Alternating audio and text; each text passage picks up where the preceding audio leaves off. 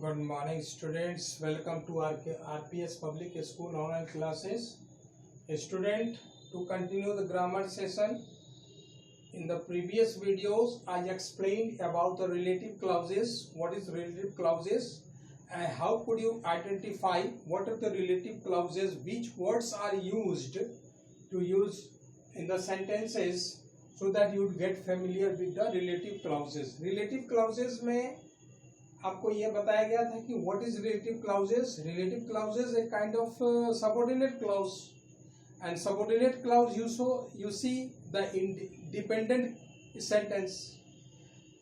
In other words, you can also say that subordinate clause is the dependent sentences, not independent. यानी ये subordinate clause हमेशा main sentence पर depend रहता है. ये तो क्लैरिटी के साथ बताया गया था.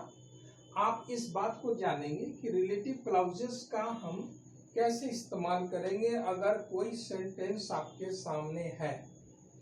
अब आप सेंटेंस को, क्योंकि if I just explain the definition and give the examples, that is not more relevant for you if you don't practice over this chapters, because chapters gives only conceptions, and how could you get the clarity of your conceptions? That is called the practice. Practice से हम conceptions को और clear कर सकते हैं.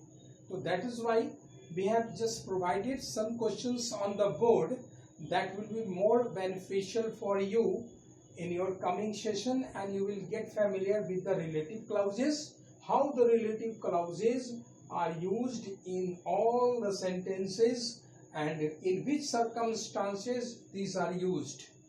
As I told you in the earlier session, आपको बताया गया था कि जो ये relative clause है इसमें who, which, that, where, when, whose, ये सारे मैंने बताए थे जो आपको relative clause में यूज होते हैं.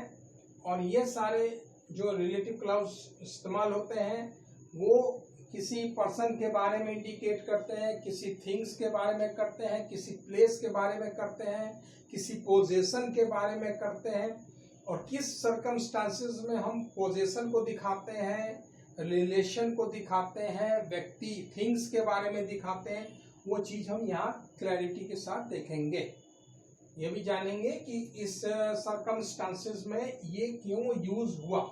ठीक है, तो हम देखते हैं कि I know a great restaurant that's dash we can get lunch.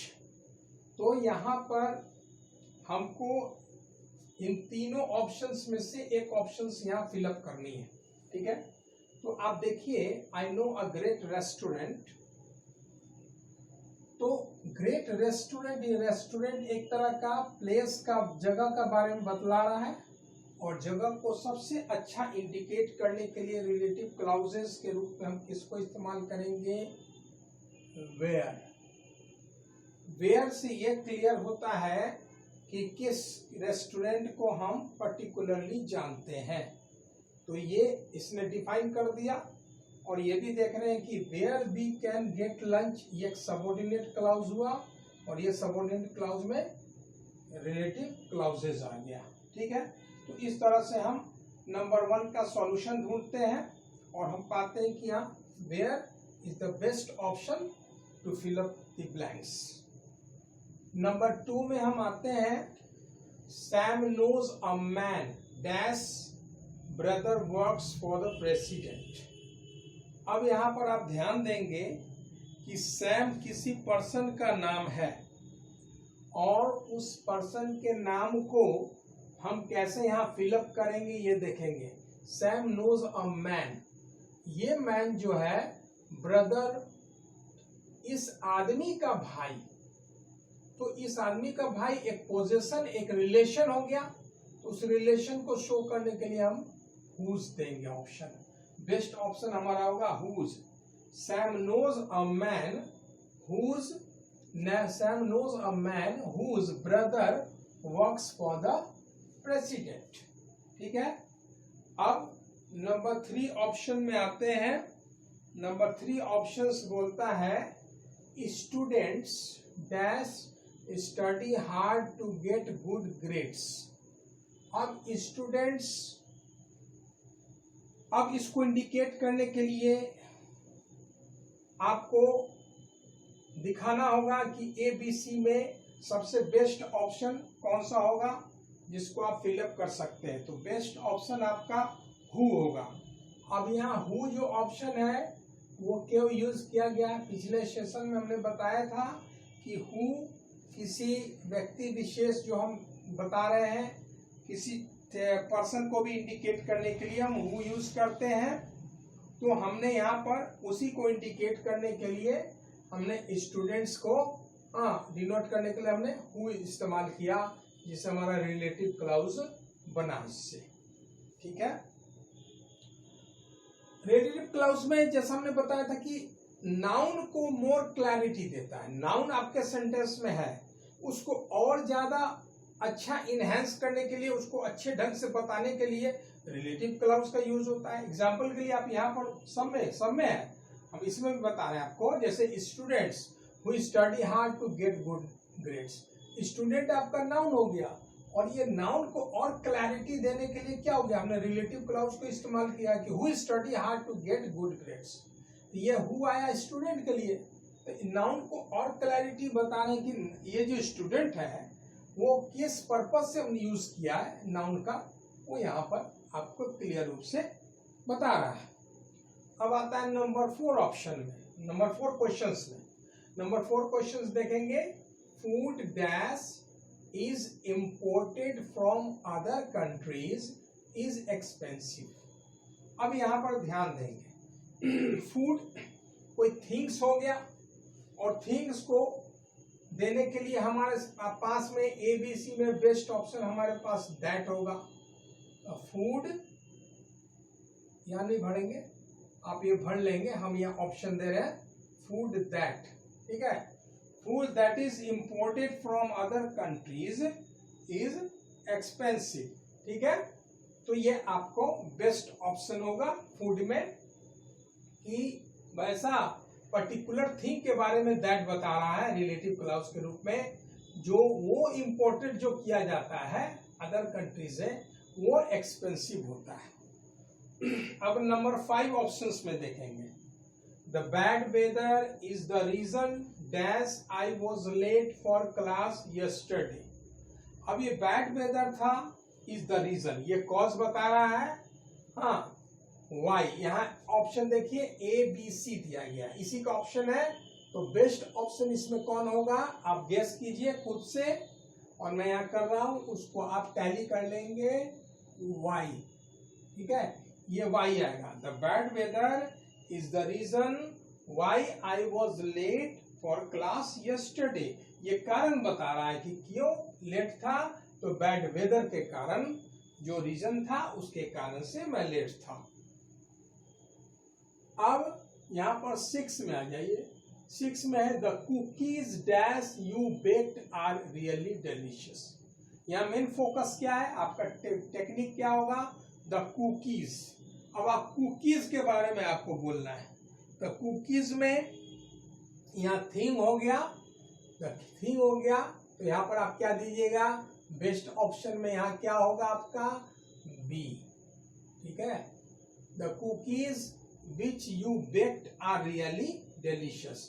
यहाँ विच जो है रिलेटिव क्लाउज को यूज करने के लिए हम बना रहे हैं, और विच को जो यूज किया है हमने, ये थिंग को डिनोट करता है, यानी हमारा थिंग इसमें क्या है, कुकीज। कुकीज हमारा थिंग है, जिसको डिनोट करने के लिए हमने इस रिलेटिव क्लाउज को में इस्तेमाल किया है। अब नंबर 7 क्वेश्चंस में आएंगे। नंबर 7 क्वेश्चन क्या कहता है, my grandfather remembers the time dash there was no television. अब यहां पर देखिए, ये जो रिमेम्बर कर रहे हैं, ये टाइम को रिमेम्बर कर रहे हैं, और टाइम को डिनोट करने के लिए इसमें से बेस्ट ऑप्शन क्या है, आप गेस कीजिए बेस्ट ऑप्शन क्या होगा। तो बेस्ट ऑप्शन आपका ए होगा। ए मतलब वेन, व्हेन जो है ये बेस्ट ऑप्शन है इसको फिलअप करने के लिए, क्योंकि टाइम को डिनोट करने के लिए हम व्हेन ही इस्तेमाल कर सकते हैं। वेयर तो प्लेस का बताएगा, दैट का अंदर की हो गया, यहाँ पर ये भी ऑप्शंस नहीं आएगा। तो इस तीनों में बेस्ट ऑप्शन आपका कौन होगा? व्हेन होगा, क्योंकि ये वेयर ये सब प्लेस को डिनोट करता है। कभी कभी होता है हम ऑब्जेक्टिव में अगर हमें गेस नहीं होता है तो टिप्स क्या होता है कि हम 3 ऑप्शंस में से 2 ऑप्शंस को डिस्कार्ड कर देते हैं, यानी ये देखते हैं कि नहीं यार रेलिवेंट नहीं है। The more relevant word is used here. Number 8 में हम आते हैं, I visited my uncle dash lives in a different city. बहुत आसान है आपके लिए कि इसको आप बना के देखें। I visited my uncle dash lives in a different city.